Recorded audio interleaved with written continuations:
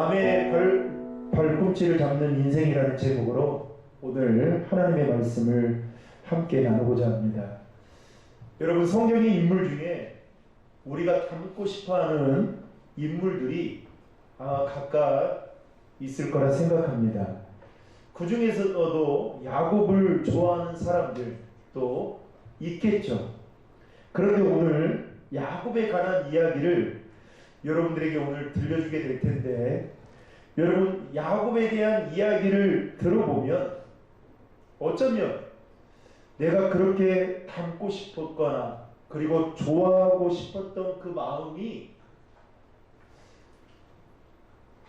사라질 것 같은 느낌을 받을 수 있겠다라는 생각을 가질지도 모르겠습니다.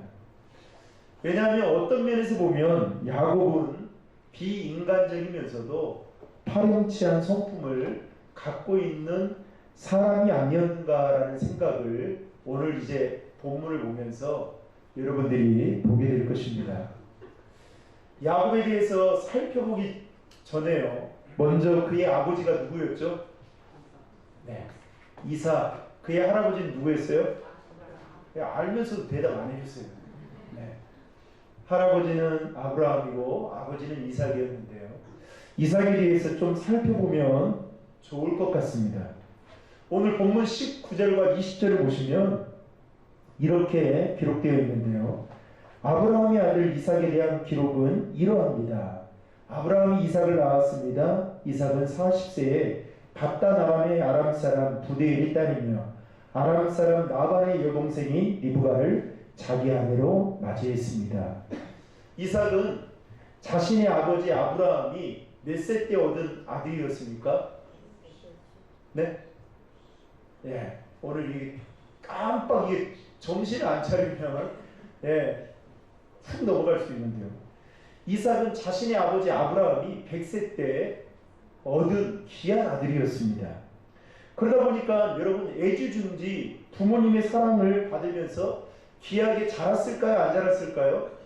귀하게 자랐겠죠. 옥동자처럼 아마 자랐을 것이죠. 하지만 그의 드생 이복형이 있었습니다. 그게 누구였죠? 이스마엘이라는 이복형이 있었어요. 이 이스마엘이 이삭을 얼마나 핍박하고 괴롭혔는지 모릅니다. 그래서 아마도 10대 청소년 때 이삭은 정신적으로 트라우마가 있었을 것입니다. 그게 회복되었을 즈음 20대 청년 때 이삭이 생각지 않은 일을 겪게 되는데요, 하루는 자신의 아버지 아브라함이 이삭을 부릅니다. 야, 아들아, 너하고 나하고 오늘 갈 데가 있다. 아버지 어디십니까? 모리아산으로 가야 될 것 같다. 보니까 서당기 3년이면 풍어를 읊는다. 늘 아버지와 갔던 곳이 모리아산이었거든요. 그래서 모리아산으로 간다라는 이야기를 딱 들었을 때에 뭐 하러 간다 생각했겠어요? 하나님 앞에 제사를 드리러 간다라는 생각을 했겠죠. 그래서 아버지를 따라 모리아산으로 가게 됩니다. 그런데 그날은 다른 날과 전혀 아버지의 행동과 모습이 다르게 보이는 겁니다. 왜냐하면 분명히 번제를 드리러 가게 되는데 좌우를 살펴봐도 번제로 드릴 만한 희생제물이 없는 거예요. 그때 이삭이 따라가면서 뭔가 이게 조짐이, 느낌이 좋지 않은 느낌을 받게 된 것이죠. 그럼에도 불구하고 이삭은 아버지 아브라함을 따라 모리아산으로 가게 됐는데 갑자기 어떻게 해요? 자신의 아버지가 헐크처럼 돌변하게 됩니다. 그러더니 이 이삭을 줄로 꽁꽁 묶더니 칼로 그를 잡아서 내리치려고 하는 거예요. 그러면서 희생제물로 하나님 앞에 드리려고 하는 상상치 못한 일이 벌어지게 되는 겁니다. 물론 여러분, 하나님의 극적인 개입으로 인해서 이삭은 죽지는 않았지만 아마도 이삭은 그 일을 통해서 정신적으로 어떻게 해요? 그로기 상태에 빠질 정도로 엄청난 쇼크를 저는 받았을 거라고 생각합니다. 더군다나 누가 지금 그 일을 하고 있는 거예요? 아버지인 아브라함이 하고 있으니 이 그로기 상태에 빠질 수밖에 없는 것이죠. 아마도 이삭은 그 일로 인해서 한동안 정상적인 삶을 살기 힘들 정도로 공황 상태에 빠지지 않았을까라는 그 우려가 될 정도로 그는 큰 충격을 받게 되었던 것이죠. 원래 이삭은 성경에 보면 온유하고 소심한 사람이었습니다. 그래서 이제 사람들과 부딪히는 것을 상당히 힘들어했던 사람이었습니다. 이삭의 스토리를 보면 알 수 있는데요. 하루는 그가 열심히 땅을 파서 우물을 만들면 어떻게 해요? 블레셋의 왕 아비멜렉이 그것을 보고 시기한 나머지 공격을 합니다. 그것을 차지하려고.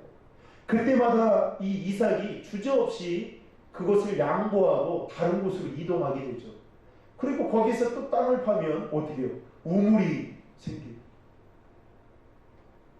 그때마다 이 블레셋의 왕 아비멜렉이 그 우물을 차지하기 위해서 계속 공격할 때마다 그는 부딪히지 않고 이곳으로 저곳으로 자리를 옮기는 것을 볼 수 있습니다.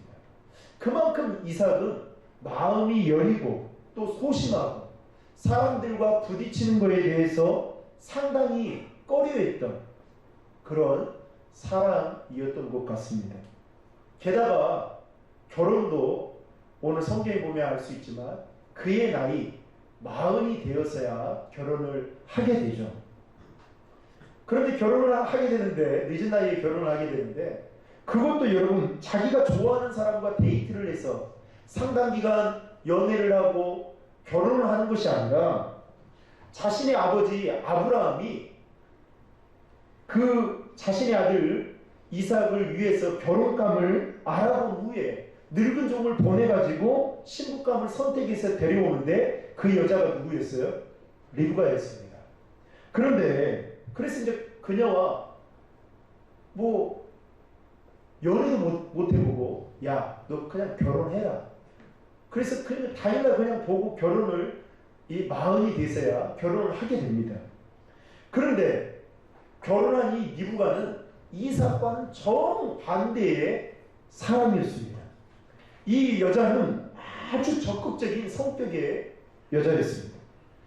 그런 리브가의 단면을 볼 수 있는 것은요, 아브라함이 그 신부감을 선택하기 위해서 늙은 종을 보내게 됩니다. 그런데 거기에서 리브가를 만나게 돼요. 우물가에서. 그런데 리브가가 늙은 종에게 뭐라고 말하냐면 목마르냐. 그러니까 목마르다. 그러니까 그럼 내가 물을 길어주겠다 해서 물을 길어줍니다. 그러면서 이 늙은 종이 가지고 온 낙타들까지 다 물을 길어주겠다라고 말을 합니다. 여러분, 낙타가 먹는 물의 양을 여러분 아십니까? 어마어마한데요. 이 낙타가 먹는 물의 양을 다 길어서 그것도 우물로 여러분 옛날에 길어봤죠? 두레박처럼 얼마나 힘들어요. 그것을 길어서 낙타를 다 먹이겠다고 할 정도로 그러니까 좀 죄송하지만 이 팔뚝이 얼마나 됐겠어요. 이 적극적인 성격을 가진 여자로 볼 수 있는 것이죠. 게다가 800km나 떨어진 그곳까지 자기가 자청해서 시집을 가겠다고 자신의 아버지께 이야기를 하고 시집 올 정도가 된다면 이 여자는 리브가는 아주 당차면서 대장부와 같은 그런 여자였던 것입니다. 그에 비해서 이삭은 어렸을 때부터 아버지의 카리스마에 눌려 살았고요. 그리고 결혼을 했더니 그의 부인 리브가 역시도 엄청난 카리스마가 있을 정도로 장난이 아니었던 것이죠. 여러분 상상이 됩니까? 네. 카리스마에 눌려 사는 여러분은 이삭이 상상이 되겠냐? 어쨌든 40이 넘어서야 결혼을 하게 된 이삭은 20년이 그 후 20년이 지났는데도 불구하고 아이를 갖지 못하게 됩니다. 그래서 이 문제를 가지고 하나님 앞에 기도를 드리게 되죠. 오늘 본문 21절에 보시면 이삭은 자기 아내가 임신하지 못해서 그녀를 위해 여호와께 간구했습니다. 그러자 여호와께서 그의 간구를 들어주셔서 그의 아내 리브가가 임신하게 됐습니다. 여러분, 결혼한 지 20년이 되어서 아이가 생기지 않으니까 이삭이 기도를 하게 된 겁니다. 그런데 아마도 이때 이삭이 기도하면서 어떤 생각이 들었을까요? 자신의 아버지 아브라함도 결혼한 지 25년 만에 자신을 낳았잖아요. 그렇죠? 그때 아버지의 마음을 알았을까요? 몰랐을까요? 알았겠죠. 아버지의 마음이 이런 마음이었을 거, 이런 마음이었구나. 그뿐만 아니라 결혼하고 오랜 기간 동안 자녀가 없다 보니까 자신의 아버지였던 아브라함이 어떤 일을 했어요? 몸종인 하갈을 취해서 이스마엘을 낳는 그 일을 범하잖아요. 그러면서 어떤 생각이 들까요? 이삭 역시도 인간적으로 충분히 그런 생각을 갖지 않았을까요? 그럼에도 불구하고 이삭은 그렇게 하지 않고 오늘 본문을 보면 끝까지 하나님의 약속의 말씀을 믿고 기다렸던 것을 볼 수 있습니다. 그 이유는 이삭은 자기 가문에 내려오는 하나님의 약속, 즉 하늘의 별처럼 바닷가의 모래처럼 너희 자손을 많게 할 것이다라는 이 약속의 말씀을 깊이 새기고 있었던 것입니다.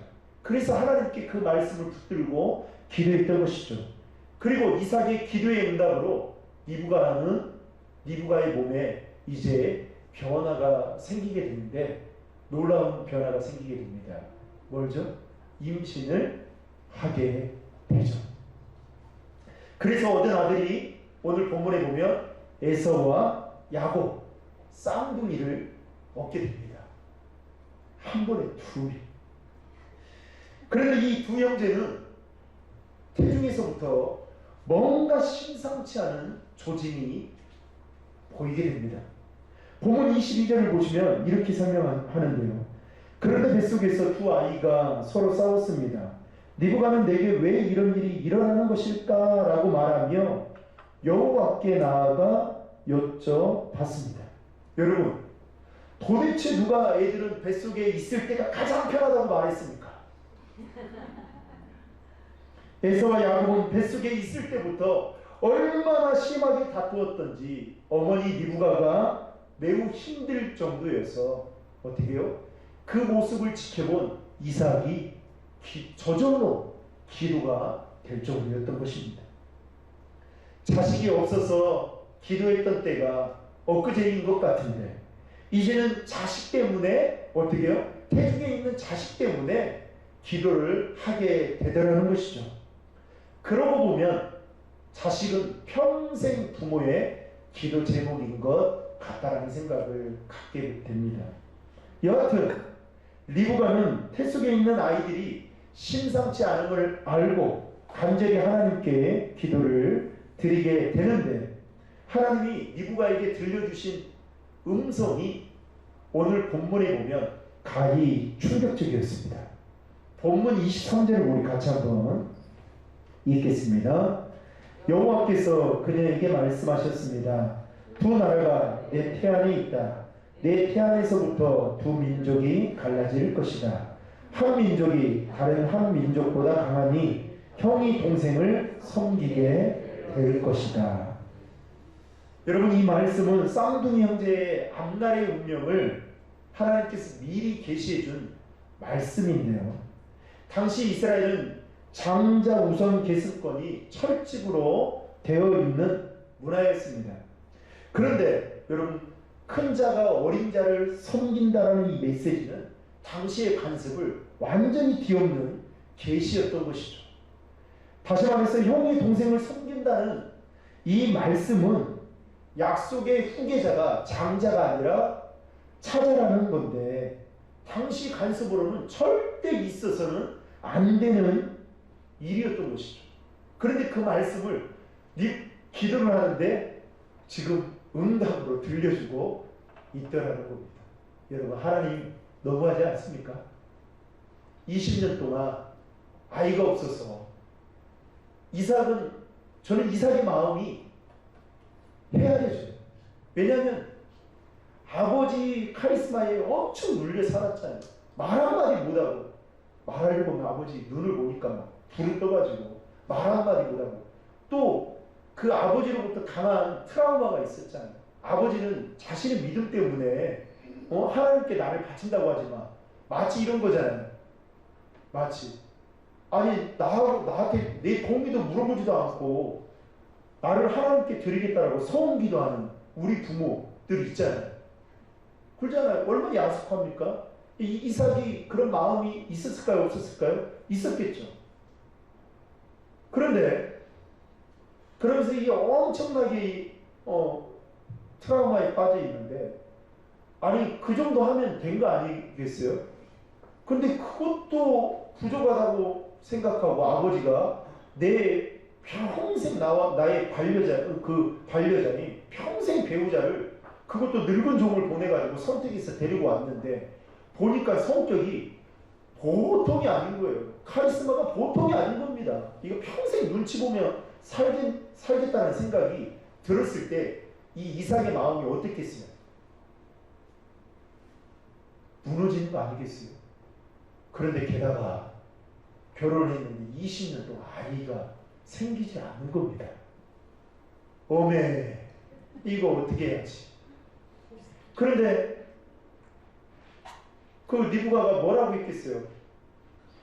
성격이 이삭하고 다르니까 당장 가서 빨리 저기 산부인과 가서 지금 검사 좀 받아보라. 지금 모든 문제는 당신 때문에 그런다고. 이런 이야기를 듣지 않았겠어요? 응? 아버지 앞에 가면 늘 죄송스러운 마음. 그런데 그래서 간절하게 기도를 했더니, 그것도 리브가가 기도한 게 아니에요. 이삭이 먼저 기도했어요. 그랬더니 리브가에게 들려주신 그 응답이 뭐였어요? 큰 자가 어린 자를 섬기겠다는 거. 진짜 이게 무슨 날벼락입니까 이게? 여러분 리브가가 이런 응답을 기대하고 기도했겠냐는 거예요. 또 리브가는 한 번도 이 아이들의 운명을 하나님께 물은 적이 없습니다. 하나님, 지금 태중이 이 아이들이 난리를 치는데 이 아이들의 운명이 어떻습니까? 이렇게 물어보지도 않았다는 거죠. 뱃속에서 워낙 아이들이 지금 난리를 치니까 제발 싸우지 않도록.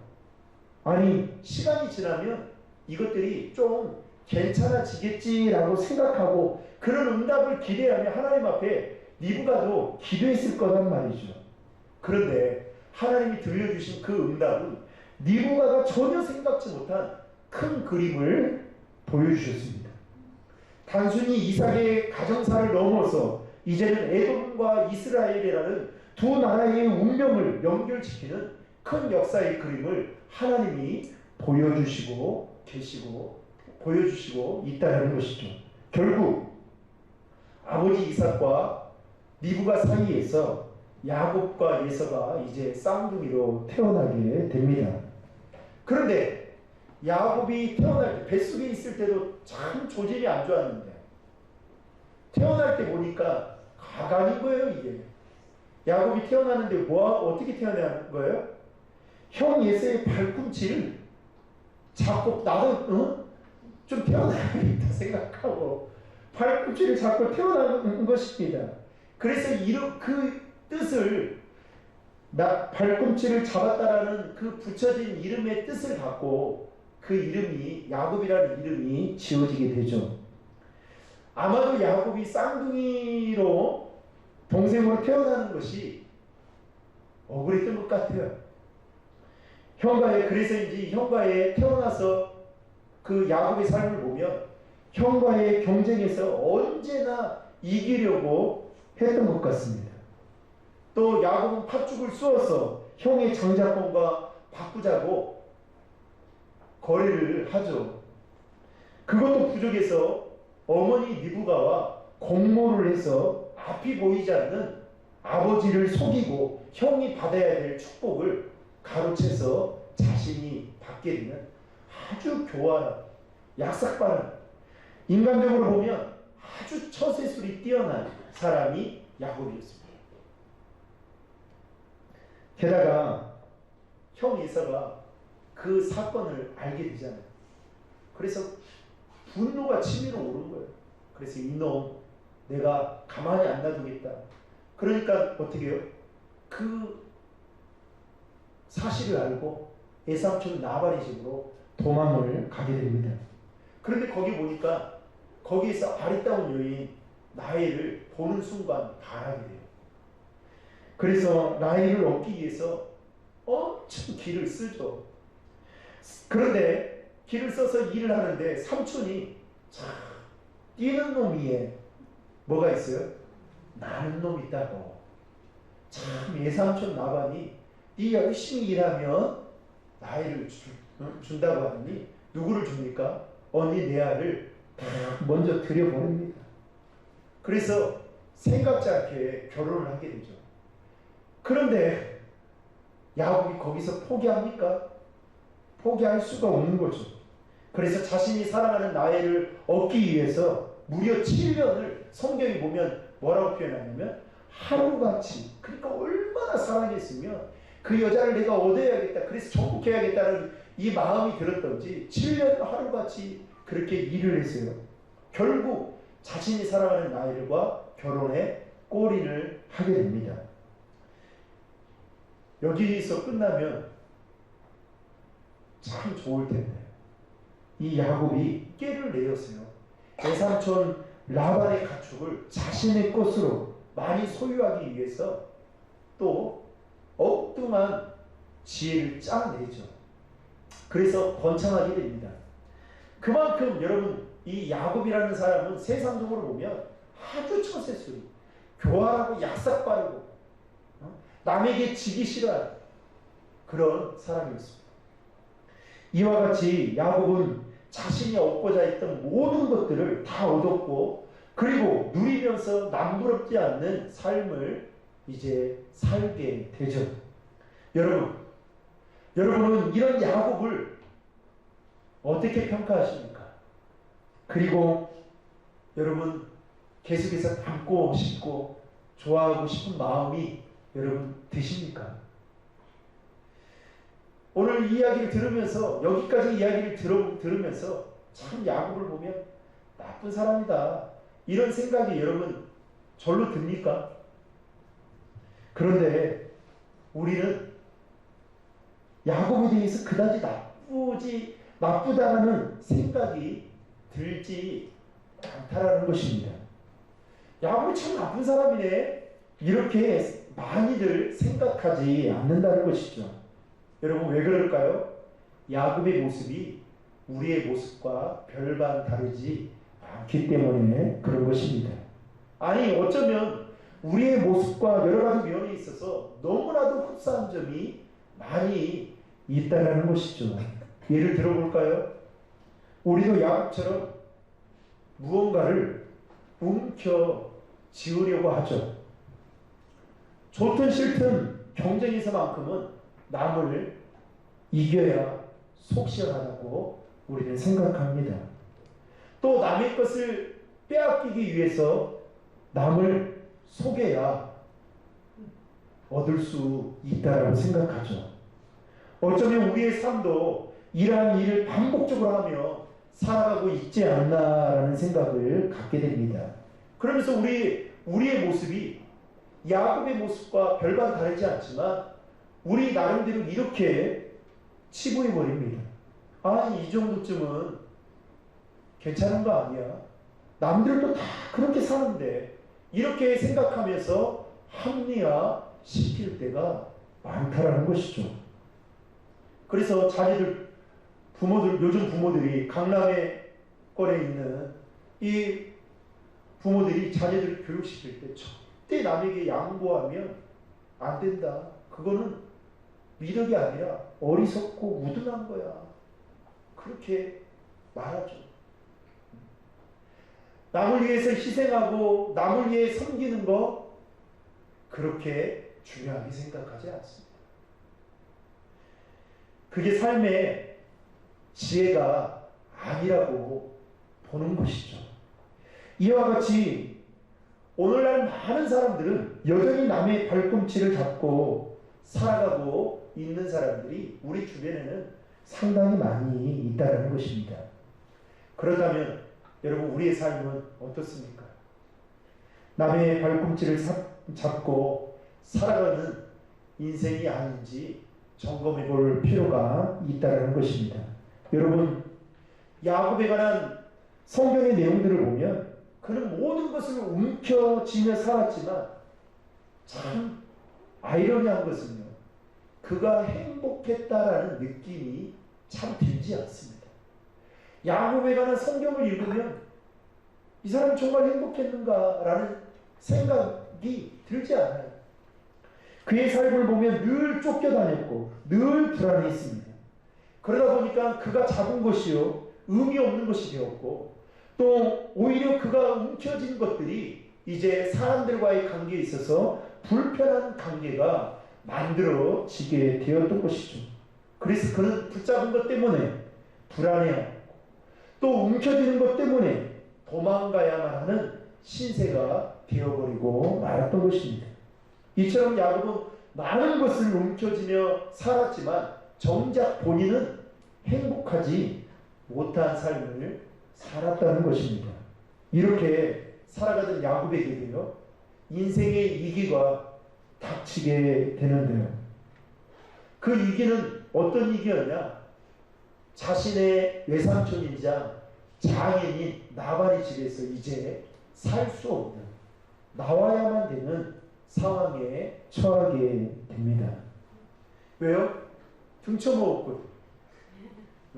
잘 내가 받아줘가지고 내 딸까지 주고, 그래서 그렇게 애지중지 그래도 나름대로, 아버지는 아니지만 아버지와 같은 마음으로 잘 했더니 등쳐먹었잖아요.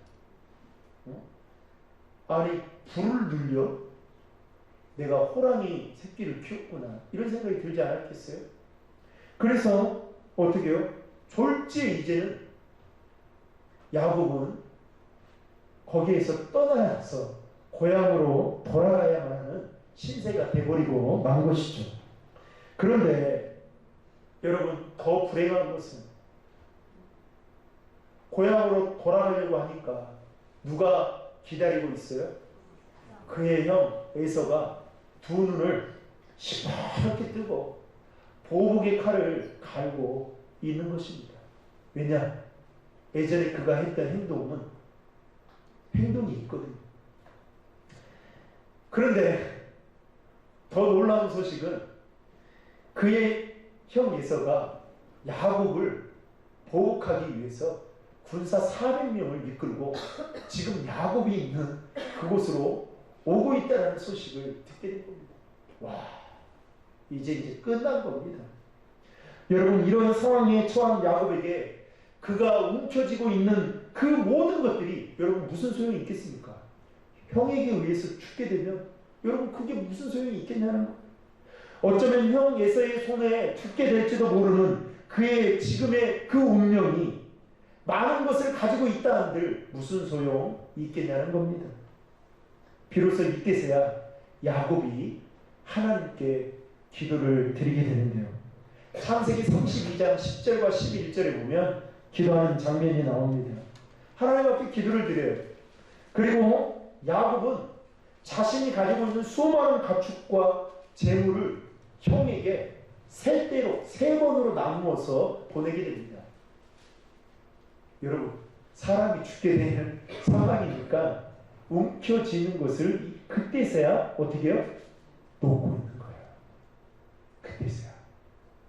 그리고 나서 자신이 사랑하는 아내와 그리고 여종들을 앞세워서 보내게 됩니다. 참 비겁하죠. 그렇죠? 나 같으면 이끌고 가겠어요. 내가 앞장서서. 형, 죄송하다. 참 비겁해요.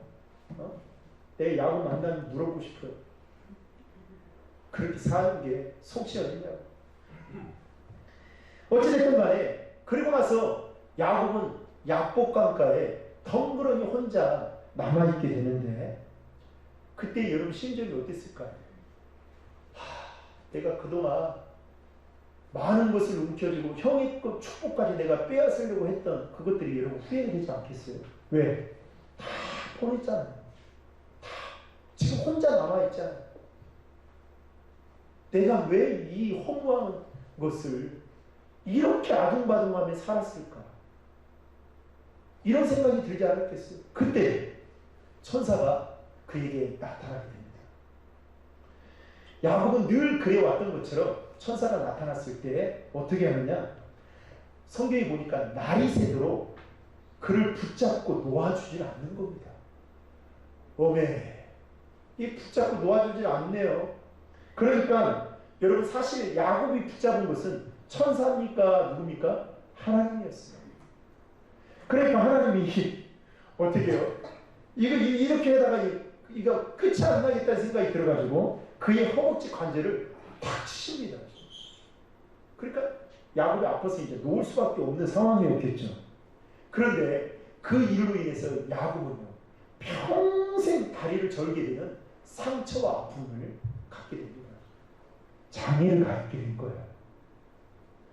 그런데 놀라운 것은 육적으로는 그 아픔과 상처를 갖게 되었지만 영적으로 보면 이 사건은 야곱의 인생의 터닝 포인트의 시간이 되었다는 것입니다. 하나님은 이 일을 통해서요, 야곱의 이름을 무엇으로 바꾸냐면 이스라엘로 바꿉니다. 이 이스라엘의 뜻은 네가 하나님과 겨루어 이겼다라는 이 새로운 뜻의 이름을 얻게 되죠. 그리고 그 일 이후로 형 에사우하고도 어떻게 해요? 화해를 하게 되는 예상치 못한 일이 벌어지게 됩니다. 사랑하는 성도 여러분, 오늘 우리는 야곱을 보면서 여러분 우리가 움켜쥐고 무엇을 붙잡고 살아가야 되는지 다시 한번 생각해 볼 필요가 있다는 것입니다. 우리는 누구를 붙잡아야 될까요? 세상의 것이 아닌 하나님을 붙잡아야 할 줄로 믿으시기 바랍니다. 하나님을 믿는다고 하면서도 여전히 돈을 붙잡고 명예를 붙잡고 권력을 붙잡고 살아가는 인생이 아니라 영원한 구원과 행복을 주시는 하나님을 붙잡고 살아가야 된다는 것입니다. 여러분 한 가지 기억해야 할 것은 야곱이 하나님을 붙잡기 이전에 그가 가졌던 사고방식이나 마인드를 어떻게 해요? 내려놓아야만 하나님을 붙잡을 수 있다는 겁니다. 그러니까 여러분 세상의 것을 붙잡고는 절대로 하나님을 동시에 붙잡을 수 없다는 것입니다. 세상의 것을 내려놓아야만 하나님을 비로소 붙잡을 수 있다는 것입니다. 그래서 성경은 사복음서에는 그렇게 말하죠. 하나님과 재물을 동시에 겸하여 섬길 수 없다라고 이야기하는 것입니다. 사랑하는 성도 여러분, 저는 우리 신도림 중앙의 모든 성도들이 세상의 것을 영원하지 않는 안개처럼 잠시 잠깐 사라져버리는 그것들을 붙잡고 살아가는 인생이 아니라 하나님을 붙잡을 수 있는 인생들이 되기를 주의 이름으로 축복합니다. 하나님을 붙잡으셔야죠. 여러분 이 시간 예배 시간에도 하나님을 붙잡을 수 있기를 바랍니다. 그리고 또 한 가지 기억해야 할 것은 하나님은 약속하신 것을 반드시 이루어 주실 때 우리의 기도를 통해서 그 약속을 이루어 주시는 분이심을 여러분 믿어야 합니다. 여러분 우리가 아무리 약속의 말씀을 받았다 할지라도요, 기도하지 않으면 그 약속의 말씀은 우리의 삶 속에서 현실로 이루어지지 않는다는 것입니다. 신년에 여러분들께 주신 하나님의 말씀이 생각나십니까? 저는 시편 146편의 말씀을 받았는데요. 여러분 생각나세요? 네. 그 말씀을 여러분 잘 암송하고 계십니까? 저는 매일매일 출근할 때마다 그 말씀을 벽에 붙여놨어요. 오경씨. 그리고 늘 암송합니다. 여러분, 그 하나님이 주신 약속의 말씀이라 할지라도 그 말씀을 붙들고 기도하지 않으면 어떻게 해요? 아무 소용없다는 겁니다. 세상 말로 하자면 말짱 뭐예요? 도롱이에요. 야곱의 할아버지였던 아브라함도 그래서 기도했고, 그의 부모였던 이삭도, 그리고 리브가도 기도했고, 그리고 오늘 야곱도 기도했을 때 하나님은 살 길을 열어주셨던 것입니다. 이 길 속에서 돌파구를 마련할 수 있도록 인도해 주셨던 것입니다. 그러므로 어떠한 상황 속에서도 하나님의 신실하신 약속의 말씀을 붙들고 기도하는 우리 신드림 중앙의 모든 성도들이 다 될 수 있기를 주의 이름으로 축복합니다. 여러분, 가정은요, 돈이 없어서 힘든 게 아니에요.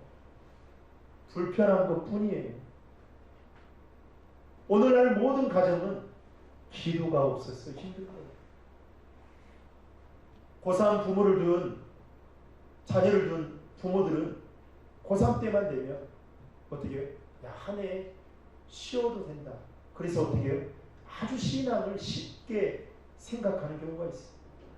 오히려 그 힘들 때 더 하나님을 붙들어야 된다. 기도해야 된다. 엄마도 너를 위해 기도한다. 이렇게 가르쳐 주지는 않아요. 시험 기간이 되면 야, 시험이 중요하지. 1주, 2주 안 나와도 상관없어. 저는요, 제가 청년부 사역을 할 때든 청소년부 사역을 할 때든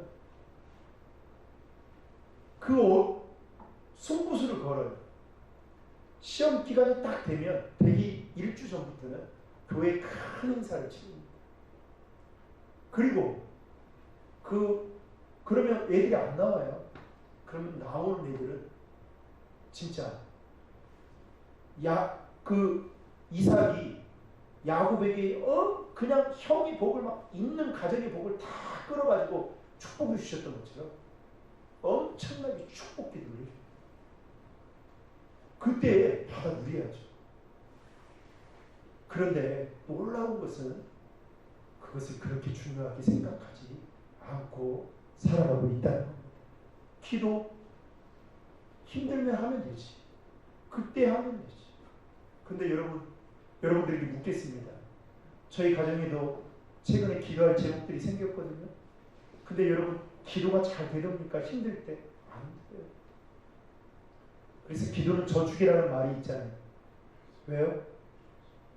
평소에 했던 그 기도가 힘들 때, 내가 기도하지 못할 때 내가 그것을 받을 수 있는 거예요. 여러분, 우리 신도림 중앙교회에 하나님 주신 약속의 말씀이 저는 있다고 생각합니다. 그런데 기도하지 않으면 여러분, 그 약속의 말씀이 무슨 소용이 있겠습니까? 세상 말로 말하면 그림의 떡에 불과한 것이죠. 여러분들 가정에, 여러분들 자녀에, 여러분들을 통해서 주신 하나님의 말씀이, 약속의 말씀이 있을 겁니다. 그 약속의 말씀을 부모가 붙잡고 기도하지 않으면 절대 자녀를 통해서 그 말씀은 이루어지지 않는다는 겁니다. 그래서 어떻게 해요? 기도해야 되는 것이죠. 동남아시아에요, 원숭이를 잡는 방법이 있다고 합니다. 아마 여러분 들으셨을 거예요. 원숭이가 먹을 만한 음식을 그 동그란 원 안에 넣고 원숭이 손이 그냥 딱 들어갈 만한 그 만큼만 구멍을 딱 뚫어놓고 거기에 음식을 넣어놓는 거예요. 원숭이가 뭘 좋아하겠어요? 네, 바나나 좋아하겠죠. 바나나 막 엄청나게 많이 넣어놓는 거예요. 딱 손만 딱 들어갈 수 있도록. 그리고 원숭이가 그걸 딱 놓으면 원숭이가 잽싸게 그 음식이 놓여진 그 통으로 오죠. 그래서 손을 사람인 것처럼 보여요. 넣습니다. 그리고 그걸 붙잡아요. 근데 하나를 붙잡으면 얼마나 좋겠어요. 그것을요, 막 한 번에 내가 다 꺼내야겠다 생각하고 막 바나나 있는 것을 막 잡아가지고 막 빼는데 이게 살집이 막 벗겨지는데도 아무튼 막 계속 그걸 놓지도 않고 그걸 빼려고 하는 겁니다. 그러면 그때 있잖아요. 어떻게 하느냐? 낑낑거리고 있는 원숭이를 그냥 잡아가지고 데리고 오면 되는 겁니다. 여러분, 원숭이가 잡히지 않으려면 어떻게 하면 돼요? 손을 놓으면 되는 거예요. 근데 놓지를 않는 거예요. 움켜잡은 것을 놓지 않으니까 어떻게 해요? 잡히게 되더라는 겁니다. 사랑하는 성도 여러분, 우리도 마찬가지입니다. 자꾸만 세상의 것을 움켜쥐고 그것들을 붙잡으려고 하다 보면 어느 순간 내가 붙잡고 있는 그것이 내 삶에 올무가 되고 덫이 되고 늪이 되어서 어떻게 해요? 우리가 어려움을 당할 수 있다는 것입니다. 그래서 여러분, 돈 쫓아가는 사람은 돈에 마음이 되어 있어요. 정치인들 정치 여러분 망하게 되어 있습니다. 그래서 오늘 야곱의 인생이, 여러분, 야곱 결국은 다 놓아버리잖아요. 그리고 하나님께 기도하잖아요. 그러니까 어떻게 해요? 그 모든 문제들이 다 해결되잖아요. 여러분, 우리가 붙잡아야 될 것은 바로 하나님 한 분뿐임을 믿으시고 그분이 우리에게 주신 그 신실하신 약속의 말씀을 붙잡고 기도하며 나아가는 우리 신들은 좋아하니 모든 성도들 되기를 주의 이름으로 축복합니다. 여러분, 예수 믿는 사람들은 남의 발꿈치를 붙잡는 사람이 아니에요. 남의 발꿈치를 잡았더라도 도와줄 수 있는 사람. 그래, 나를 밟고 더 크게 되라. 여러분, 이런 사람 돼야 되지 않겠습니까? 이 말씀 하나 마치겠습니다. 저는 우리 두 분의 전사님들과 함께 동역을 합니다. 제가 볼 때는, 제 눈으로 볼 때는 저보다 더 크게 훌륭하게 될 분들이에요. 전 믿습니다. 그래서 기도합니다. 그래서 존경하는 마음을 가지려고 합니다. 이치적으로 볼 때에는 차이가 조금 있겠지만 영적으로 보면 저보다 충분히 더 큰 목회를 하실 분들이라는 생각이 들어요. 그런데 그래서 기도합니다. 그래서 제가 전사님들한테도 뭘 부탁을 할 때도 사실 고민을 많이 하고, 그리고 어떻게 해요? 생각을 많이 해서 말하려고 합니다. 내가 전사님들의 그 나아가는 그 인생의 목회의 그 여정에 그 뒤꿈치를 붙잡고 흔들어 버리고 싶은 마음이 없어요. 왜? 저보다 더 훨씬 크게 되신 분들이니까. 오히려 저를 좀 예쁘게 봐주십시오. 나중에 저 그런 마음이 있어요. 그런데 제가 목회를 하다 보면 이 목회의 상황이 그렇지 않더라고요. 참, 저는 이제 부모 목사로만 14년 목회를 했잖아요. 이 부목사들의 비애를 저는 충분히 고충을 너무나도 잘 알고 있습니다. 그런데 보면 정말 앞길이 구말리처럼 창창대로의 길을 걸어가야 되는 거예요. 정말 하나님이 부르신 그거 받은 것이 뭔 죄가 있어서 부목사로 누가 다 담임 목사를 하고 싶지 누가 부목사를 하고 싶겠습니까? 부교육자를 누가 하고 싶겠습니까? 그런데 이 부교육자라는 그 이치가 어떻게 해요? 자신의 이 자존감도 무너지게 만듭니다. 그런 일들이 교회 안에 얼마나 많이 있는지 몰라요. 그래서 저는 우리 전사님 사역하는 동안 그런 일 앞으로도 없겠지만 그렇게 만들지 않겠다. 제가 이 말씀을 준비하면서도 그런 다짐을 하게 되었습니다. 여러분, 오늘 여러분들이 말씀을 들었습니다. 그러다 보니까 저도요, 제가 담임 목사를 딱 하니까요, 담임 목사 설교를 몇 번 하러 가게 됐는데 제 동기들이 옛날에는 동기였는데 지금은 보니까 라이벌이 됐더라고요.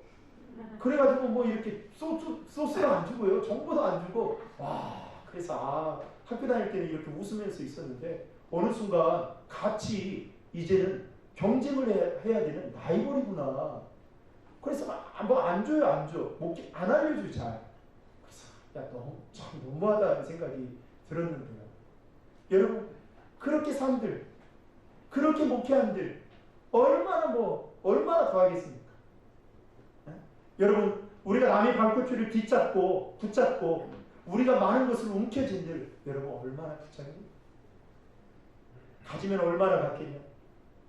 여러분, 오히려 그것 때문에 사람을 다 잃어버리고 그것 때문에 사람들과의 관계가 불편해지고, 아니 하나님이 주시는 그 은혜와 기쁨을 여러분 누리지 못한다면 그 인생이 불행한 인생 아니겠습니까? 저는 우리 신도림 중앙교회가 우리 신도림 중앙교회 있는 모든 성도들이 정말 디딤돌이 되는 인생의 디딤돌이 되는 그런 믿음의 사람들이 되기를 주의로 축복합니다. 나를 고이 밟고 가소서.